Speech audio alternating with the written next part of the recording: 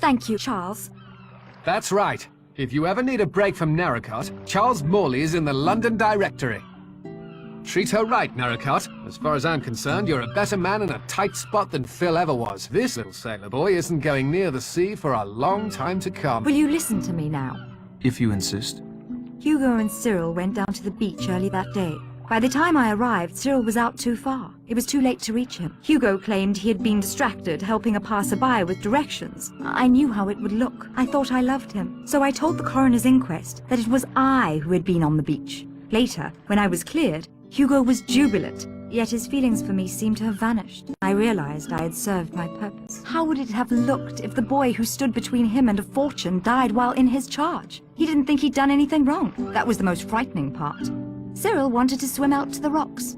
All Hugo did was let him. Mr. Owen invited the wrong guest. It should have been Hugo out there. No. I should have told the police the truth in the first place. I will now. I have no more right to subvert justice than Mr. Owen. Where is your brother? Plymouth, turning himself in. Thanks to your and Morley's statements, he's sure to be exonerated. And us? Are you still confused? No. I'm certain now. What about you? Well, there's another ending to that 10 little sailor boys rhyme. One little sailor boy left all alone. He got married, and then there were none.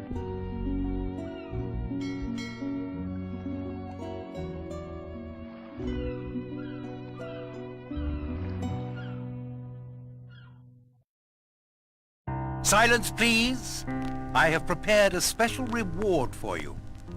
The original ending to our little story is somewhat different than the one you have just experienced.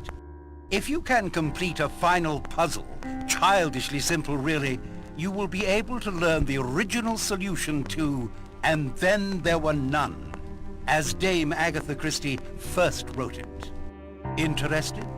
Then your first step is to make your way to the dining room for a final treat.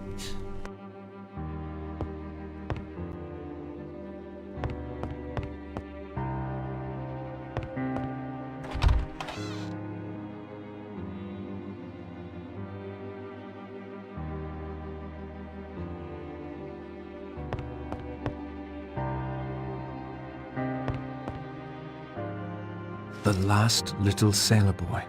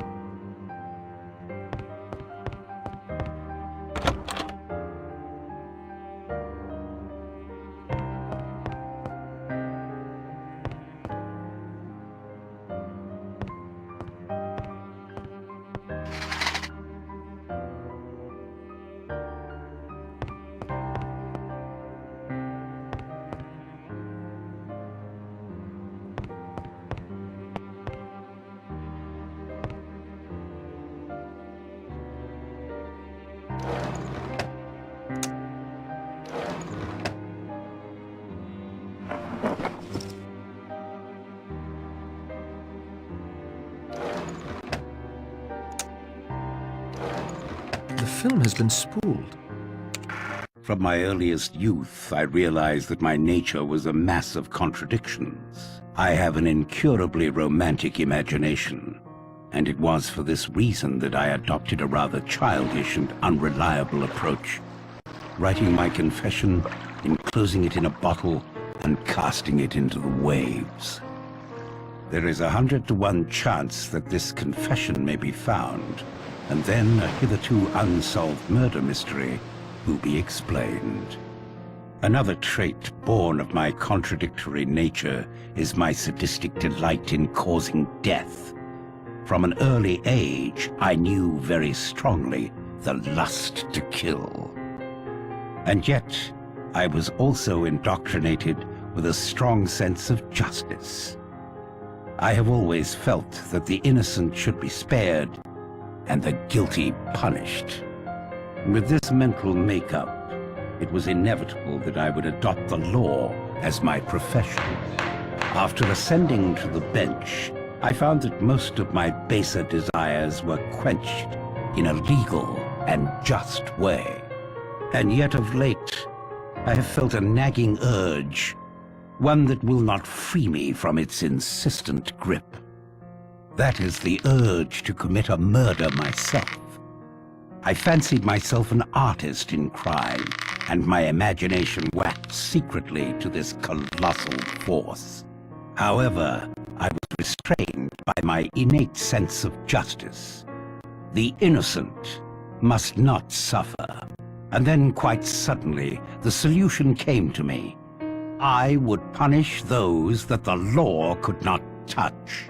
In my years on the bench, there were many cases that frustrated my will, cases wherein I knew the accused to be guilty, and yet the evidence was such that he could never be convicted.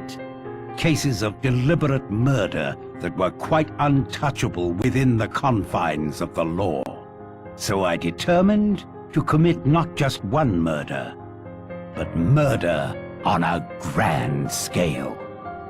A childish rhyme of my infancy came back to me, the rhyme of the 10 little sailor boys.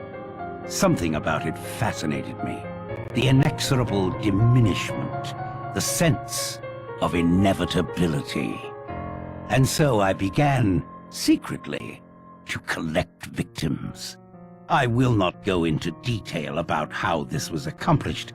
Suffice to say, I was convinced of the guilt of every one of my victims, and I knew enough about them via my connections to be able to lure each one to Shipwreck Island with an appropriate bait. And now to the mechanics of the actual crime. In what I took as a sign, none of my plans misfired, and all of my guests arrived at Shipwreck Island on the 8th of August. The party included myself. The order of the deaths were dictated by what I viewed as my victims' varying degrees of guilt. Those whose guilt was lightest should go first, and not suffer the increasing mental strain and fear reserved for the more cold-blooded offenders. The first death had already occurred. Archibald Morris, a shady little dope peddler, had set up the details for me, renting the island, sending the letters, and recording the gramophone record before I ended his life with a dose of potassium cyanide. Anthony Marsden and Mrs. Rogers died next, one instantaneously, the other in a peaceful sleep. Marsden's crime was one of circumstance and his amoral nature. Mrs. Rogers, I had no doubt, acted largely under the influence of her husband. Their murders were the easiest. Poison easily slipped into a glass for each of them, as at this point no one had any reason to be suspicious. General Mackenzie met his death quite painlessly and never heard me approach. I am convinced that he was dead long before he ever came to Shipwreck Island. At this point, I found it necessary to recruit an ally. Dr. Armstrong seemed the most suited to this task, as it was inconceivable to him that a man of my standing could be a murderer. He was taken in with no resistance. I killed Rogers on the morning of the 10th. He too did not hear me approach.